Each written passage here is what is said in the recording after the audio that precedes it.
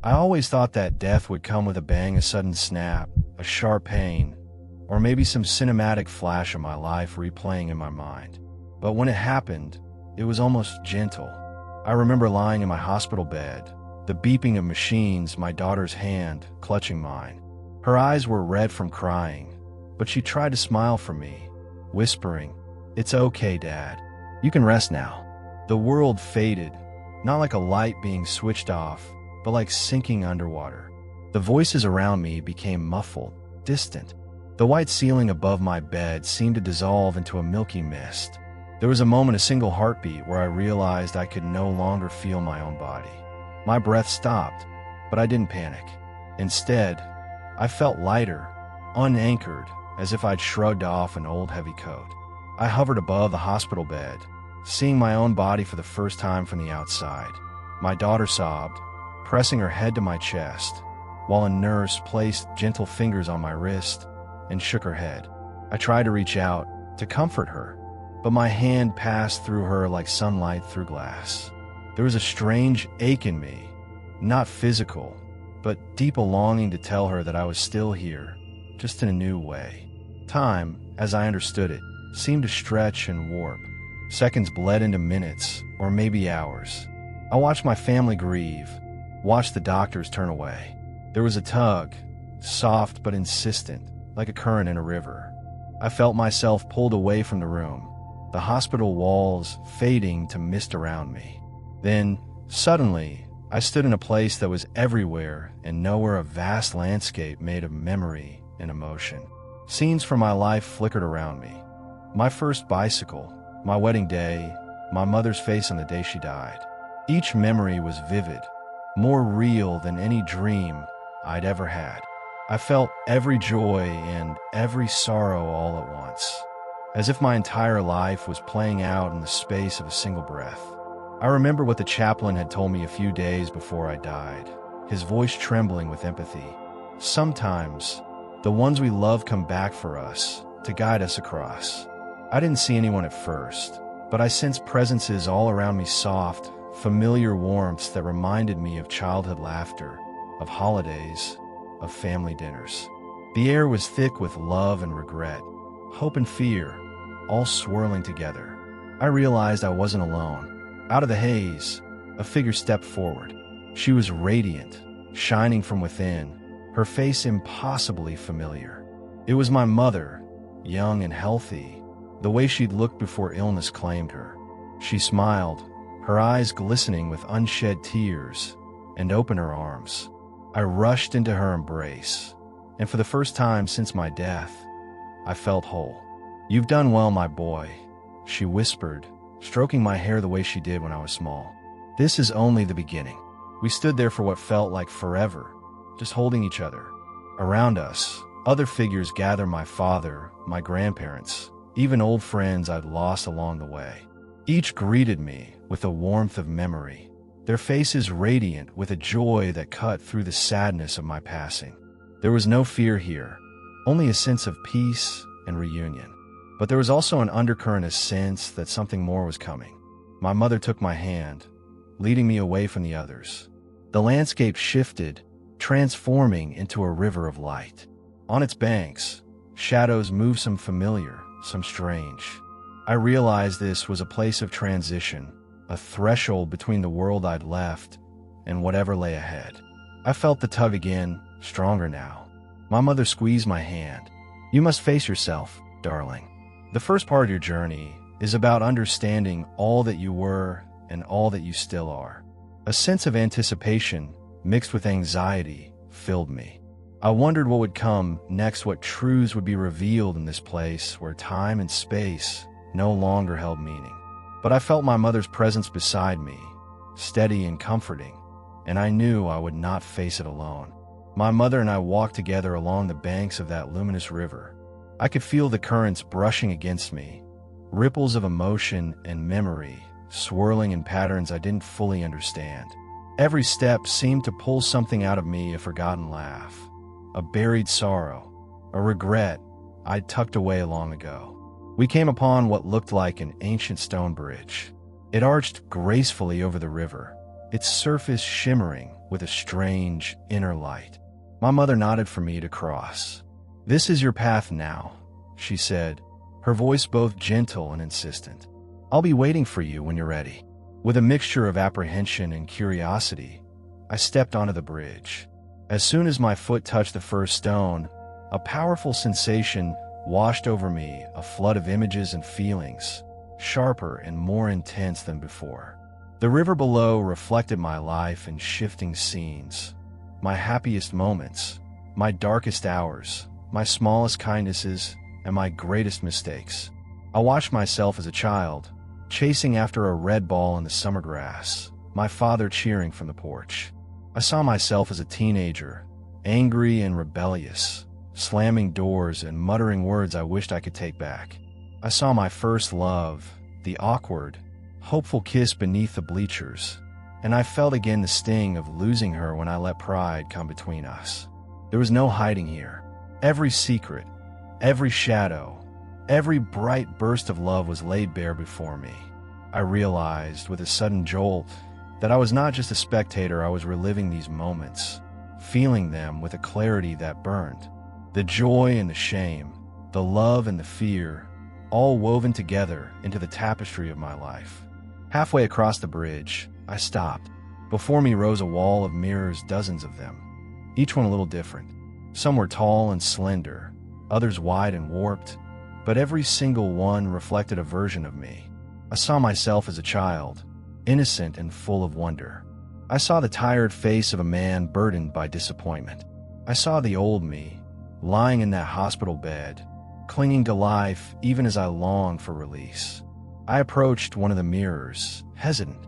My reflection stared back at me, not as I appeared in life, but as I truly was. I saw my strengths and weaknesses, my acts of courage and my failures. The mirror showed me moments I had long forgotten. The time I comforted a friend in silence, the day I turned away from someone in need because I was too busy, the countless small choices that had shaped the course of my life. For a moment, I felt overwhelmed by shame. Regrets pressed down on me, things I'd said in anger, opportunities missed, love withheld. But then, another feeling began to surface, forgiveness. It flowed through me like warm sunlight, dissolving the knots of self-judgment I'd carried for so long.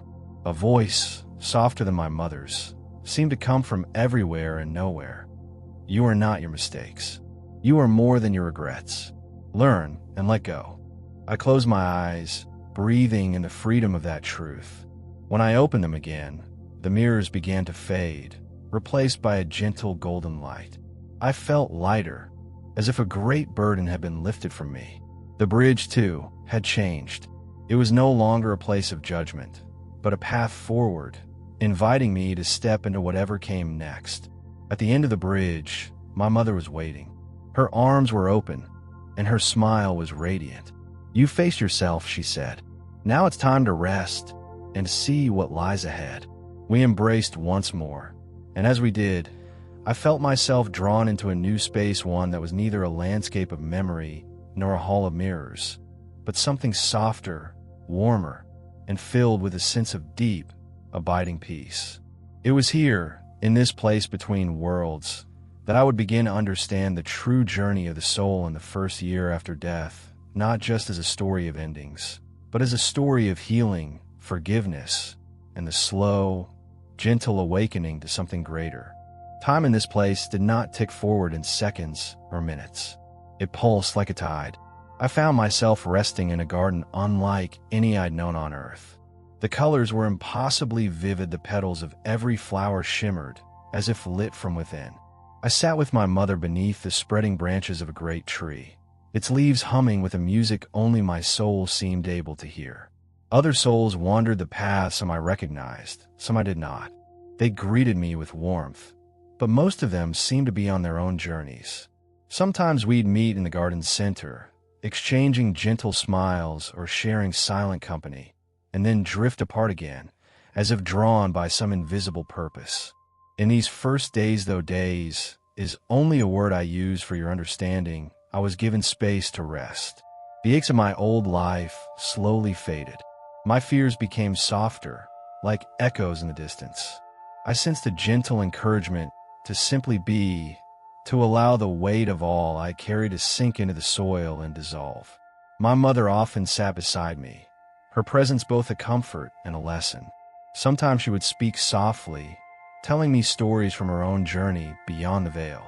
You see, she explained one evening as golden light danced across the garden, every soul comes here with a different ache.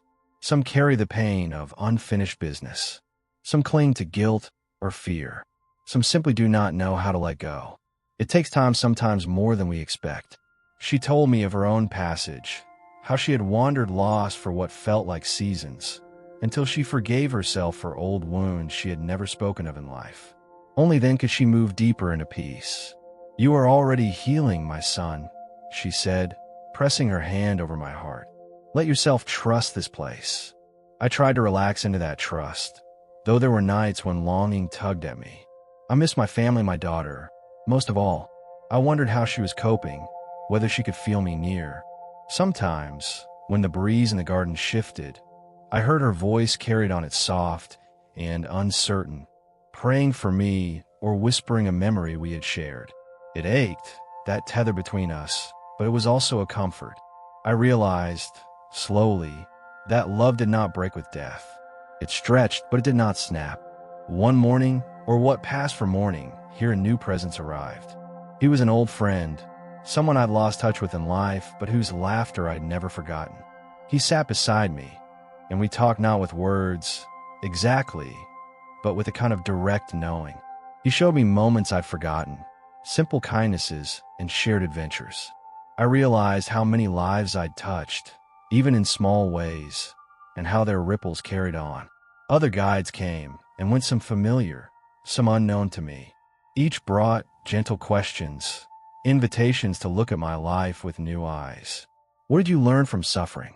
One asked. Who do you wish you had forgiven or asked forgiveness from? Another wondered. These weren't accusations. They were gifts, opportunities to heal, to understand, and to let go of what I no longer needed. I began to sense that the garden was a kind of threshold. It was a place to gather strength, to sort through the tangled threads of my life, and to prepare for something beyond.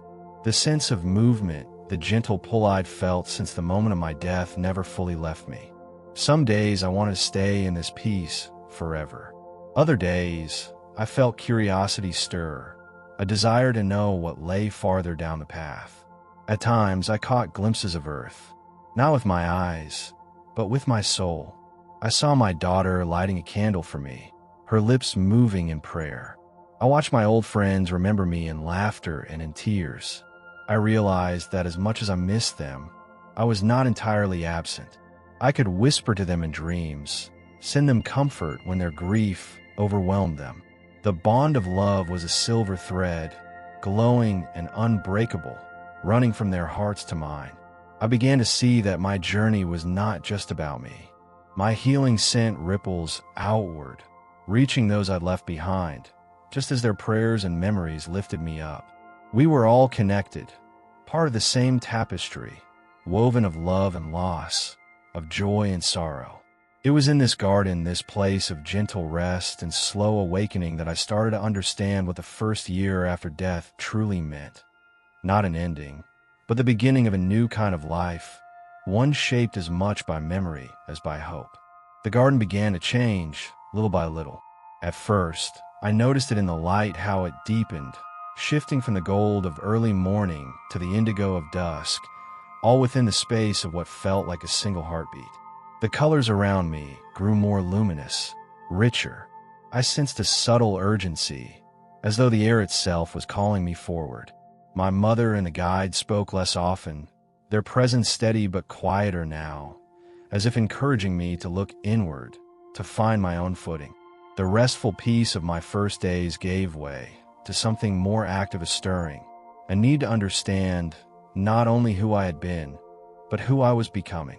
One afternoon, as I sat beneath the great tree, I felt a pull, gentle at first, then stronger, like the tide drawing me toward the open sea.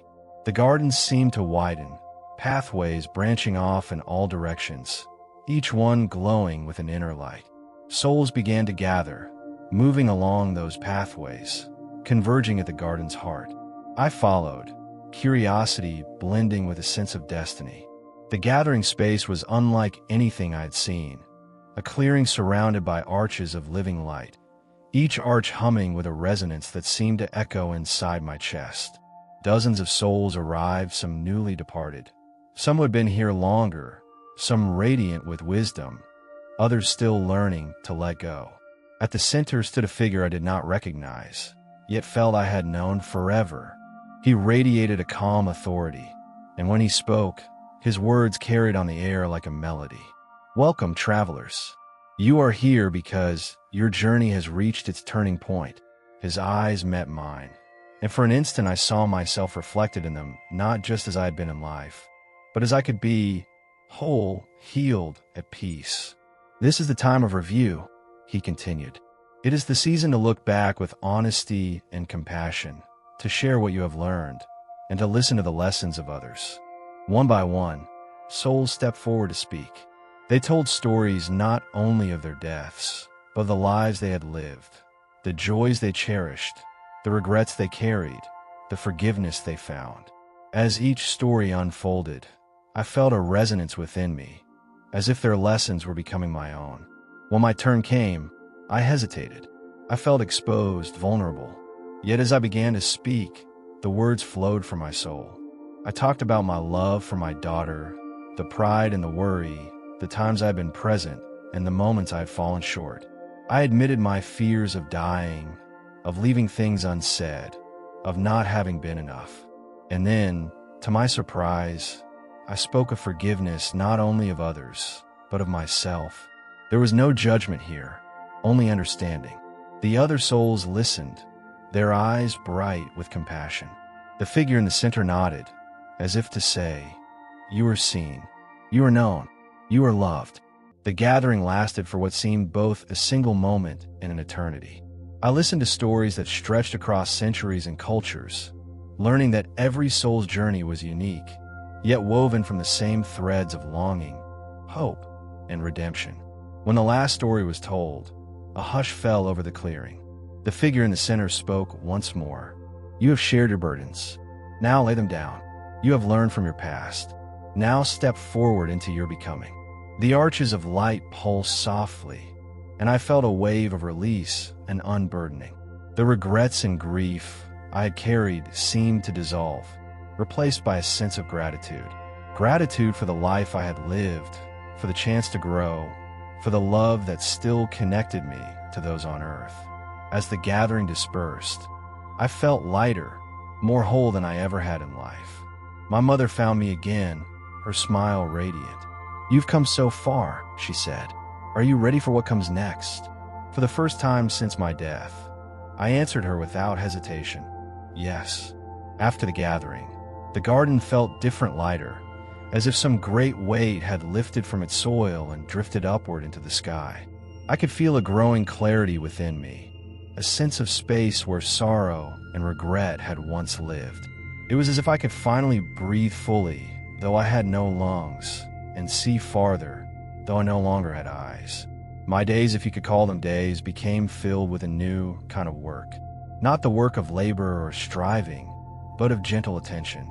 Each morning, I would walk through the ever-shifting landscape, tracing the roots of the great tree, sitting beside the river of light, or meeting with others who had gathered at the garden's heart.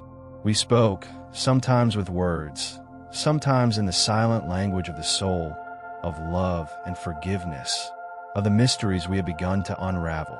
I became aware, too, of the world I'd left behind more acutely than ever. I found that when I thought of my daughter, my longing to be near her would pull me toward her, as if on a wind. I would find myself beside her, unseen, as she sat at the kitchen table with a mug of coffee, her hands wrapped tightly around it. I watched her as she sorted through my old letters, her tears both a balm and a chain. Sometimes, in her sleep, I would touch her dreams gently, so as not to frighten her. I sent her a memory of laughter, a whisper of reassurance, a sudden warmth that made her smile in her sleep. She would wake and look around, a puzzled look in her eyes, and I would know she had felt me there. I saw my friends, too, and my brother, who lived oceans away. I watched as he visited my grave on his first trip home in years, leaving a pebble on the stone as a sign he had been there. I watched my family argue and embrace, grieve and celebrate, living their lives with a fierce determination I had not always recognized in life. In these months, I realized that our bonds do not simply fade with death. The living and the dead are intertwined, tethered by memory, love, and longing. My healing became their healing, their courage, my own. I found myself offering forgiveness where I had held anger, sending gratitude where there had been resentment. I saw how even small acts of kindness could ripple across worlds, and how the hurts we carried in life could be released, little by little, if only we let them go. As the anniversary of my death approached, a change swept through the garden. The colors deepened, the air hummed with anticipation. My mother came to me one morning, her eyes bright with a new kind of joy. "The time is near," she said, her hand resting on my shoulder. "Soon, you will move on. But first, you must say goodbye not just to them, but to the life you once knew." I nodded, a strange mix of sorrow and hope welling up inside me. I understood now. The first year was not about forgetting, but about remembering, fully seeing my life in all its complexity, accepting it, and then laying it gently to rest. In the days that followed, I spent time in the company of those I had loved. My father joined us, as did old friends, and even those with whom I had unfinished business. We talked and laughed, shared apologies and forgiveness, offered blessings for the lives continuing on earth. There were tears, but they were tears of release, soft and cleansing, washing away the last traces of regret. One night, as the stars blazed above the garden, I stood with my mother beneath the great tree. The wind was gentle, carrying the scent of memory's childhood summers, the laughter of my daughter, the soft hush of my wife's voice as she said goodnight. I felt everything at once, the fullness of my life, the love that bound us all together, and the peace that came from finally letting go. My mother squeezed my hand, her voice steady. "Are you ready?" she asked. I took a deep breath, feeling the cool night air settle in my soul. "Yes," I said, and for the first time, I truly meant it. The day of my anniversary dawned with a kind of shimmering quiet. In the garden, every petal glowed with a silver blue light, and the river that once ran gently now sparkled with countless tiny stars, as if the night sky had settled into its waters. All around me, souls gathered, not just those I'd known in life, but many I had never met. Some shone with the gentle light of ancestors whose names I'd only heard in stories. Others radiated the joyful curiosity of souls newly arrived. My mother led me once more to the heart of the garden, where the arches of light still stood. But now, a new path unfurled between them, a bridge of light, more luminous than the one I had crossed at my arrival. I sensed that this was not just a place, but a moment, a threshold, marking the close of one chapter and the quiet opening of another. The figure from the mid-year gathering appeared, his presence both familiar and immense. He smiled, and the garden filled with warmth. "It is time," he said gently. "You have lived, loved, lost, and let go. The first year is complete. You are free to move onward, to begin again, or to remain for a while longer. This is your choice, and it is made with the fullness of your soul." I looked back, one last time, at the faces around me, my parents, my old friends, the guides and companions who had supported me through confusion, shame, laughter, and forgiveness. I felt a surge of gratitude, so powerful it nearly brought me to my knees. I understood now why this passage was honored in so many cultures, why families on earth gathered to remember and release their loved ones at the year's end. It was not about letting go of the person, but about releasing the pain, the longing, and the fear that holds both soul and loved ones captive. I closed my eyes and listened. For a moment, all was silent. Then, from far away, I heard my daughter's voice. She was reading from one of my old journals, her voice trembling but strong. "I miss you, Dad, but I know you're free now. I hope you're happy, wherever you are. Tears of joy, of longing, of release welled up inside me. I reached out with all the love I had, sending her a final blessing, a promise that I would always be near, just beyond the edge of her dreams. The path of light beckoned. I stepped forward, feeling the weight of my old life melt away. Each step was a prayer, a thank you, a goodbye. As I walked, memories unspooled behind me, moments of laughter, days of struggle, nights of worry and hope. But now, each memory was gentle, as if time itself had blessed it, smoothing every sharp edge. I crossed the threshold. The light enveloped me, warm and familiar, not erasing who I had been, but expanding it. I felt myself rising not up, but out, becoming part of something vast, luminous, and loving. Here, in this new expanse, there was no fear, only freedom, curiosity, and the faint, beautiful ache of all that I had loved. I knew, with the certainty of a soul who has crossed many thresholds, that this was not an end, but a new beginning. I sensed others beside me, some just starting their journey, others waiting to greet those yet to come. The tapestry continued to weave itself, thread by shining thread. And somewhere, far below, I felt the heartbeat of earth, the living, the grieving, the loving, the letting go. I sent a final thought back to those I had left behind. Love does not die. It changes, grows, and travels on. Remember me with joy, not with sorrow. I will meet you again when your journey is done, and we will walk these gardens together. The first year after death was over. My spirit soared onward into peace, into wonder, into the endless story of the soul.